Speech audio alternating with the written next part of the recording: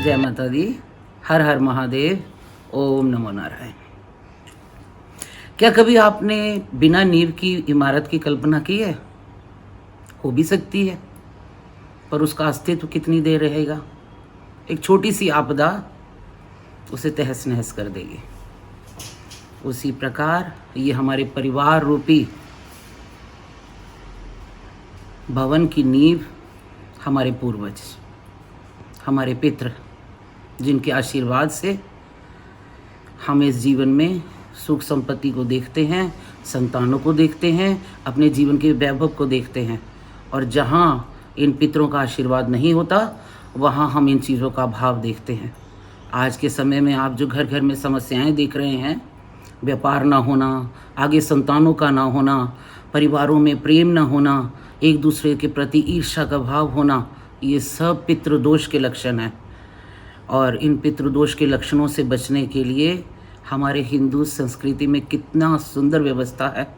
आने वाली 10 सितंबर से पितृपक्ष शुरू हो रहा है और आप सबको ये मौका मिल रहा है कि अपने किए हुए अपराधों के लिए अपने पितरों से क्षमा मांगें, उनके प्रति अपना प्रेम समर्पित करें और जो कुछ उन्हें दे सकते हैं, समर्पित कर सकते हैं, उन्हें हम समर्पित करें।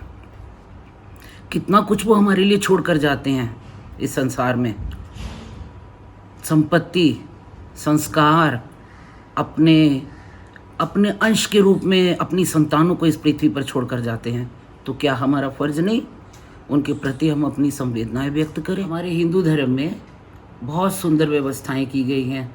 उनमें से पितृपक्ष भी एक ऐसा पर्व है। ये पर्व ही है हमारे पूर्वजों के प्रति हमारी श्रद्धा और हमारे प्रेम को दर्शाने के लिए। 10 सितंबर से पितृपक्ष शुरू हो रहा है।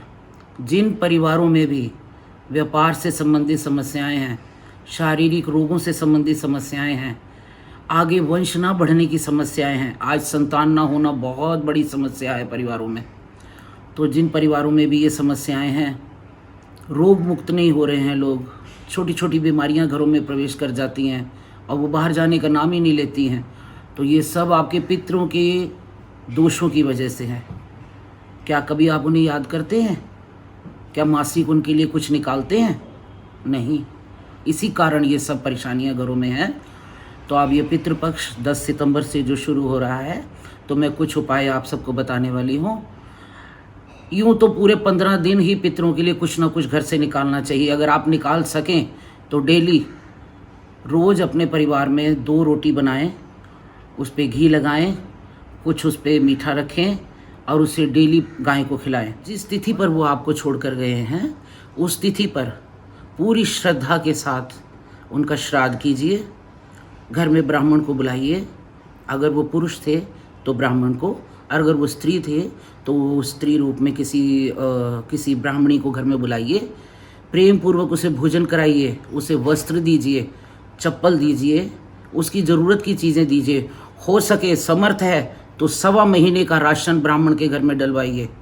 ये मेरे गुरुदेव का रात को आदेश हुआ है।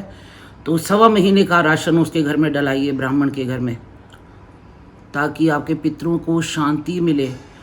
वो इंतज़ार करते हैं इस पितृपक्ष में कि उनके बच्चे, उनकी संतानें उन्हें याद करेंगी, उन्हें बुलाएंगी। ये 15 दिन इसीलिए बुलाए गए हैं कि हमारे पितृ इन दिनों में हमारे घरों में आते हैं। बुलाइए तो सही, वो आएंगे, आपका भोजन ग्रहण करेंगे और आपको इतना आशीर्वाद देकर जाएंगे। मैं उसका जीता जागता सबूत हूँ। तो मनाइए अपने पितरों को। किसी भी देवी देवता को मनाने से पहले अपने पितरों को मनाना बड़ा ज़रूरी है। देवी देवता भी आपकी पूजा तब स्वीकार करते हैं जब आपके पितृ प्रसन्न होते हैं। पितृ ही उन्हें आपके घर में आने का रास्ता देते हैं। द्वार पर बैठे हैं वो आपके, याद करके देखिए, उन्हें मना के देखिए, आपका घर धन धान्य से भरपूर हो जाएगा। आपकी संतानें ऐसी निकलेंगी कि लोग हैरान होंगे। इतने सुंदर उन बच्चों में संस्कार होंगे अगर आप अपने पितरों को मनाते हैं, उनके निमित्त कुछ करते हैं।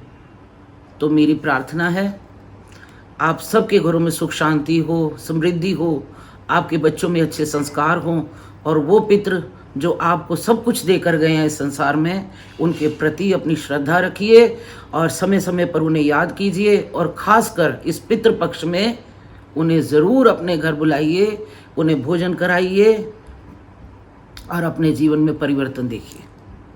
जय माता दी, हर हर महादेव, ओम नमो नारायण। अगर आप इस विषय में कुछ जानना चाहें तो हमारा नंबर यहाँ पर दिया गया है, आप हमें व्हाट्सएप पे संपर्क कर सकते हैं। जय माता दी।